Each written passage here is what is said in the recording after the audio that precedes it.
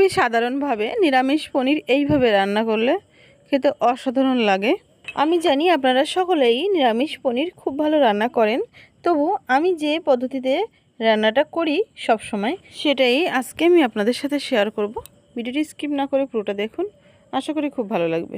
এইখানে আমি 500 গ্রাম পনির নিয়েছি। পনিরটা প্রথমে আমি ছোট ছোট টুকরো করে কেটে নেব।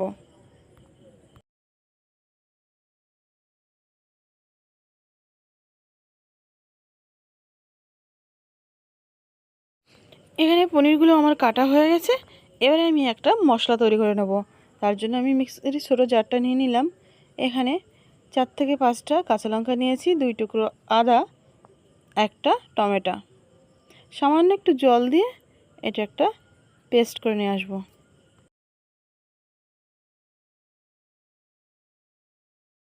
পনিরের পিসগুলো ঠিক যেমন করেছি ঠিক ওই মাপেরই কিউব কিউব করে আমি দুটো আলু খোসা ছাড়িয়ে কেটে নিয়েছি।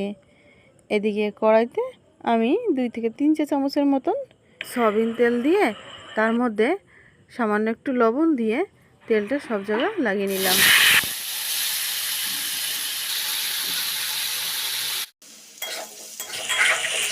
আলুগুলো এরকম হালকা লাল লাল করে ভেজে আমি তুলে নেব।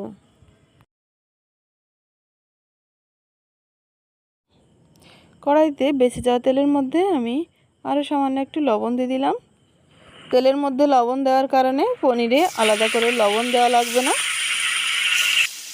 পনিরটা আমি 2-3 ব্যাচ করে ভেজে নেব। অল্প অল্প করে ভাজা করলে ভাজাটা ভালো হবে। একসাথে সব দিলে মানে ভাজাটা উল্টানো পাল্টানো অসুবিধা হবে।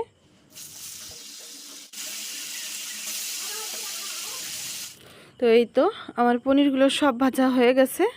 আমি এবারে সামান্য কটা জিরে, 1 টুকরো দালচিনি, একটা এলাচ, 2-3টে লবঙ্গ, একটা তেজপাতা কড়াইয়ের তেলে দিয়ে দিলাম। তেলটা কমে যাওয়ায় আমি তারপর আগে থেকে করে রাখা মশলাটা এর মধ্যে দিয়ে দিলাম। দিয়ে দিচ্ছি পরিমাণ মতো হলুদ, লঙ্কার গুঁড়ি, সামান্য একটু জল দিয়ে মশলাটা ভালো করে কষিয়ে নেব। পরিমাণ মতন লবণ দিয়ে দিলাম। 2 থেকে 3 মিনিটের মতো নেড়ে চেড়ে কষিয়ে নিলাম ভালোভাবে। এবারে এর মধ্যে দিয়ে দিলাম আগে থেকে ভেজে রাখা আলুগুলো। আলুর সাথে মশলাটা আবারও একটু নেড়ে চেড়ে মিক্সিটা ধুয়ে আমি 500 ml মতন জল দিয়ে দিলাম। এটা উষ্ণ গরম জল।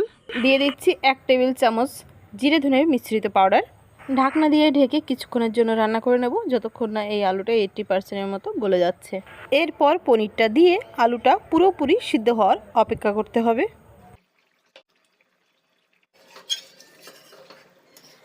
যতক্ষণে আলুটা গলে যাবে ততক্ষণে ঝোলটাও গাঢ় হয়ে যাবে।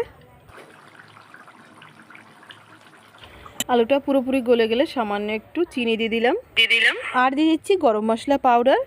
নেড়ে চেড়ে গ্যাসটা অফ করে সুন্দর এই নিরামিষ পনিরের তরকারিটা নামিয়ে নেব। খুবই তাড়াহুড়োর মধ্যে নিরামিষ পনির রান্না করতে চাইলে এটা একটা ঝটপট রান্নার পদ্ধতি।